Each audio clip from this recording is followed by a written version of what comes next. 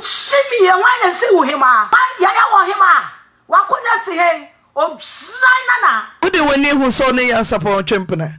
Na wo hu eya wo se Yaw Sarpong ne mpana ne Tiwaa Kwasia wate wa no na de tsa o kan Yaw Sarpong asem no fa twetwe binimu edi antia ba wo miensi kana na edi antia why now sa wo be disgracing Yaw Sarpong na wo dia trende aboe yeso wakoje wo be kunu bra na beka awunkumafo ukunu nuanom ne wo yaka adentia wonyi ma ware asiesi anka wo di eguye abori edi wo 47 years ofu iwu na abesiesi fiti enra bepemenne Auntie Naa oyerepa efutuo oyerepa FM omo trende wo internet kasahoma ne so internet super how social media no so nyasam keto akora na ni nyina no ye Ghana ha ye music legend ba ko ye frɛ ne Yaw Sarpong ne yere Auntie Pinamang akopie oyerepa FM so atabili Yaw Sarpong ne Maame Tiwaa de ko Auntie Naa anim se monka bi fa ma no fisa asante mantamu de ko to ba ko nipa ataitie mu pa eno no ne oyerepa FM ha enti monka ma asem ni bi emfa ma mo fisa mpanifo bi ye bu mi Kwasia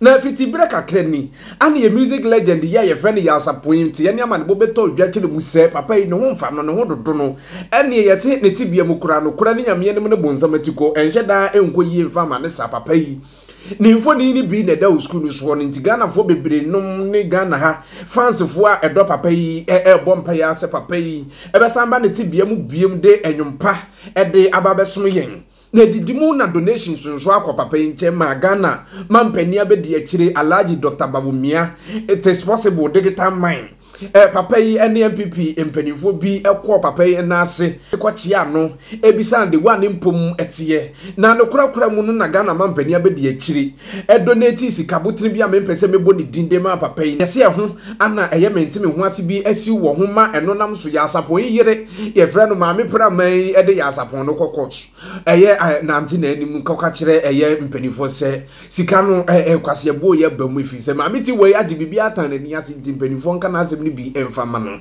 na nu achi na Ghana fo bi ebra asem ne ba out no Ghana fo bi no mo eka bi ewom titiri kura na Afia Schwar sister yi Valentine je wazan so de din so abekasa wo ho ka no kura ni Nyankopon ne bo nsam atiko ka kira Auntie Naa ne prin fatehwe uwasem siesi afako siesi wa de ifize ye wa ha ana Ghana wa de tete pansam wie ntuntudim tisam wa kun ye do Auntie Naa me na me ka sasem ne kira no ye Afia Schwar ne gensem ne bi eno no na sister ye friend Afia Schwar ne we twa Auntie Naa ne oyede pempeni info mo radio station ni TV station ye yo mo dia na abusuya ye nya musia wa hu na ye nkonkoti Afia Schwar ne gensem ne bi emra ne ye ba ya to aso na before e be koti ensem ne bi e de abanme kanfo abiga moaten e de amount say Abigail or your digital marketing expert Abigail ever nam digital business so akira kwan obefa so ye bi enya sika de go butom adwuma we ne ye nya den titiri kura ne mo ama no ne mo mfa Abigail number net start plus one na da mu screen so no freno test no WhatsApp no no bebo no bebo nkoma twetwe nkomo akira odwumadi ye ni so bi nya sika botene $2,000 $4,000 egu botom na bibia tumi wie peyo visit the website amwate na Abigail online register odini phone number Abigail beto ne boase akira odwumadi ye ni so no abeka busu egu we hu na bibia tumi di mo abusia ye nya musi enkoti Afia Schwar ne gensem ne bi emra shimi ye wan se wo hima wo Kwasia wate aboe wan yaya wo hima wakunya si hey Nana Osaya no why wa fun say ye hu true why wa fun say ye do true o fun po ne o fun po say ye wan akosho Kwasia wate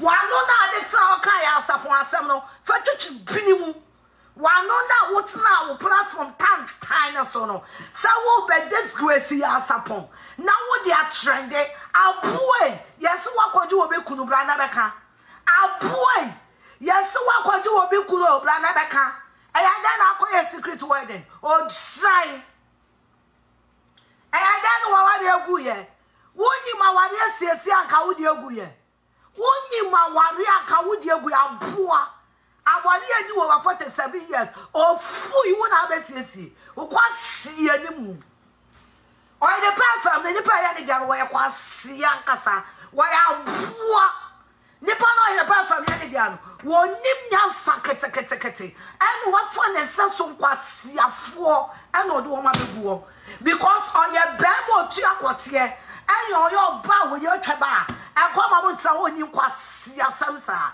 We are shimmy for what it, and not the other Yaw Sarpong, we are poor Wusana. Now, and no Tiwaa, and no Tiwaa, and I day, and I was summer boss. A summer boss, a poor Yaw Sarpong, what is a mother baby? Yaw Sarpong brand do not manage. Auntie Naa, are you a brand yet? Auntie Naa, what in your building will brand there? Ah? We are brand ambassador for how many products? What in your building solid brand? Ah? Before you talk about and Kawabana someone any me ready abanemana so. We are Kwasia about it. Wouldn't me answer kete. You are an asshole. And I'm Maame Tiwaa, Maame Pinamang, how dare you? How dare you? How one no now person odi busa sister Tiwaa asem no fa kodi bini Auntie Naa wo Kwasia wate wo Kwasia wo betimi aye loyal ama wo be for 40 years and ka ate waware ho se wo betimi aye loyal Auntie Naa wo betimi adi no kure ama wo be for 40 years and ka da so te waware ho and ka da so te waware ho and ka da so te waware ho what to a bomb na Jimmy Neta and a Jinamuno. Abu a sorry quajem. Oba, sorry quajem. Sorry, na quajem. Sorry, na Jawa, when we are funu. Would she me no?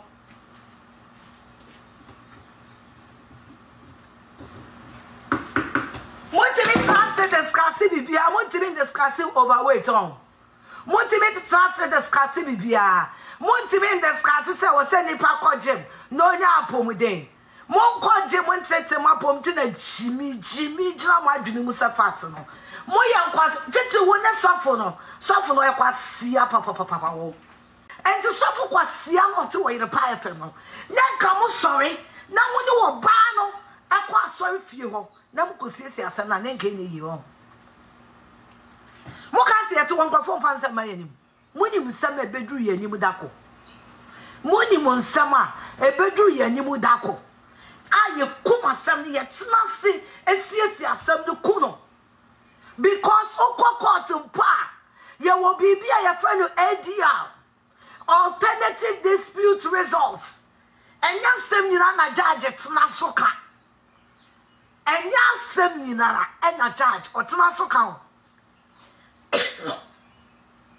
Modi asem court judge it make us we are business partners and ti asem we dey mun kona mun ko kan wo da Modi asem court judge it make us asem we ye anamfofo mun ko kan wo da Maame san kan sam nchira Ghana somebody divorce court na mu ba ko aye celebrate here somebody divorce echo court na mumu ba ko ya celebrate ya judge no kutie wo ne dem enye divorce asem ni na ne tie wo bedwa mu na chese wo mu kwa ya wo to bi so mu ni asem no enye asem ni na wo di wo bedwa mu aye wo mfumpu sa de wo ya koshoko advert alejina ena die ya papa ya sapo wa no na wo di bi no safa be di mi bi Kwasia ba waja wunyansa ho Kwasia ba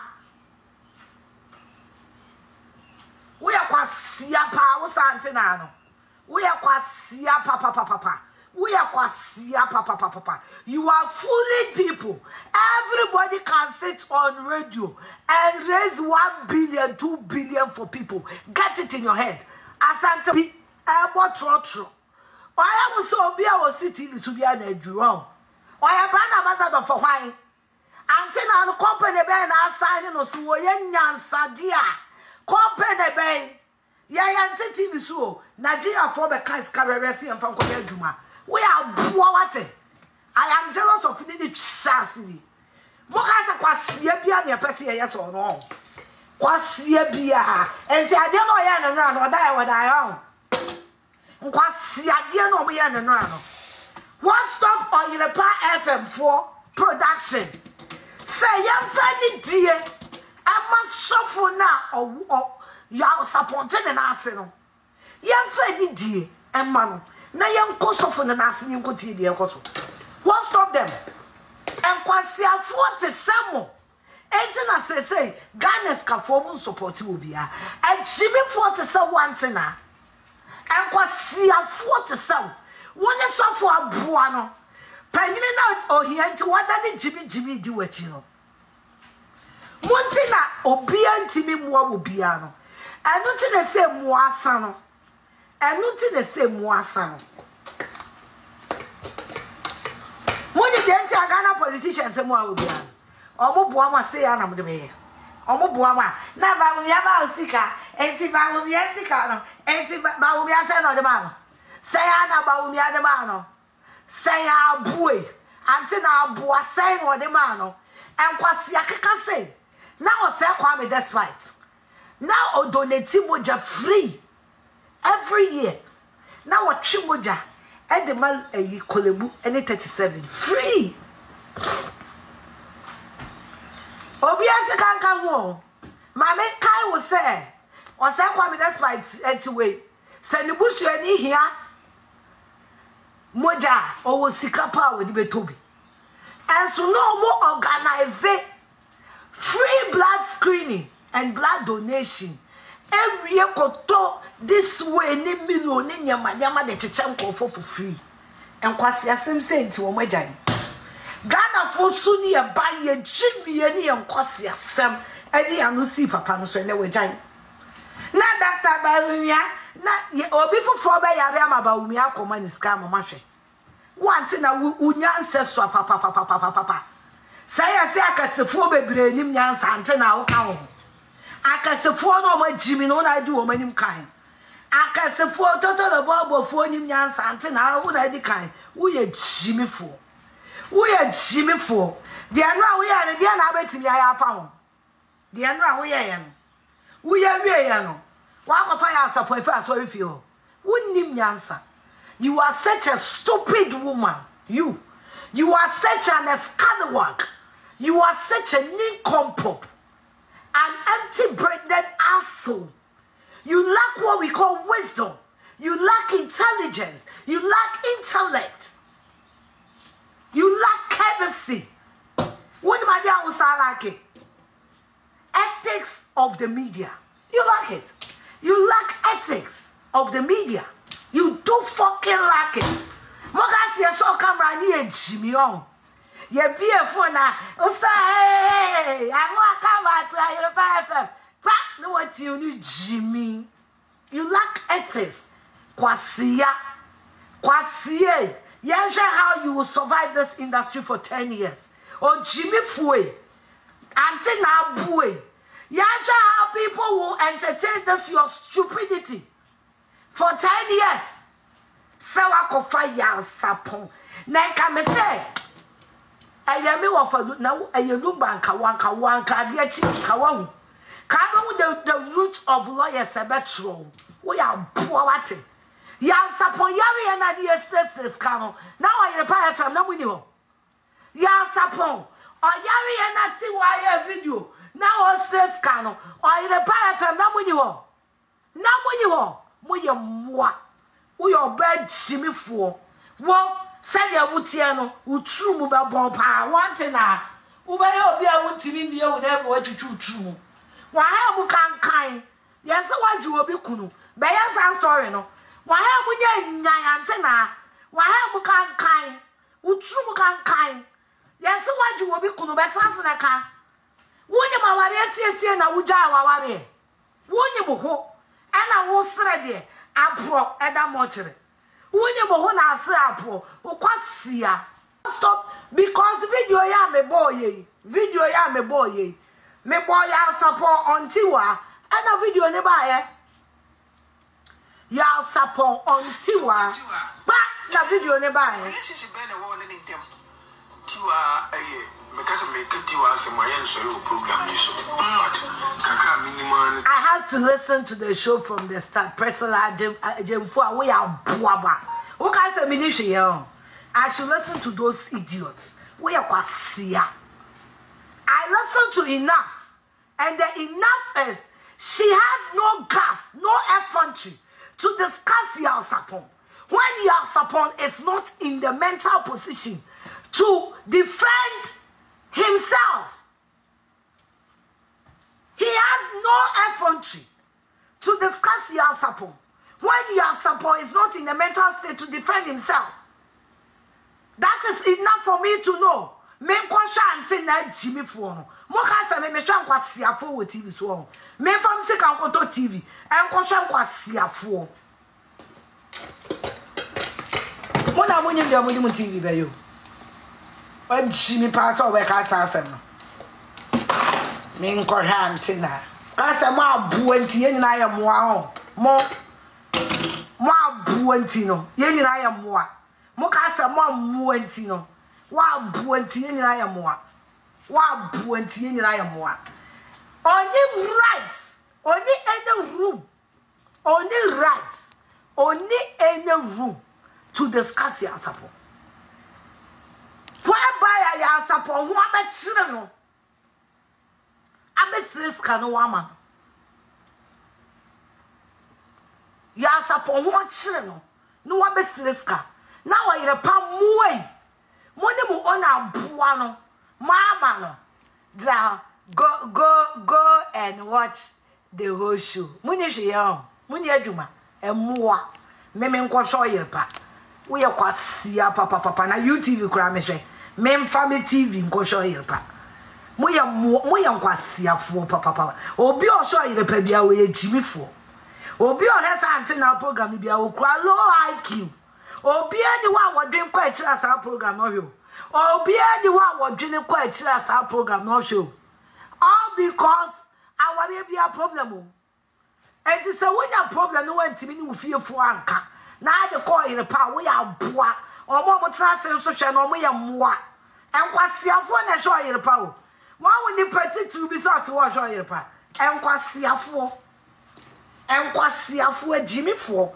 Nipa wo madwene entimi nwene enkwachi ena omo show yerpa abusia Queen Afia hwasene gansem ne bi no na sister e de ne nsem bi so wo ha onto 70 ameto 70 ama no maame nso ya friend Maame Pinamang na ne amu ne dwo o se ya gidi kunu awurade nyankopɔ papa yi mu nso mfama no fi se ne na po wodi nkɔrehye de nkoyie na eno na Afia hwasene ganso abɛbɔ bona dwen de a kyerɛ eye Maame Pinamang ne eye mpanifu eka bi wo mu se hwɛ Oyerepa FM ho se hwan mu nye court nti mu nya manfo nsem man ye se court yi ana so Oyerepa FM ye from ama wawu me se de be yo radio ne so eno nam so magana fo bibire na no twe da bi se da bi mu asem bia na nka se Yaw Sarpong asem kura de mokoka radio ne so a eye Afia Schwar ebuafu no ho a eno bi ne yakwakotia ba no ko previous videos no mu so a ubehu de ekoso ene de ba na yebegya mosia de ne adi nsem lechi ano ba kura to forma yebema wahu de ekɔ ne de ba mesrew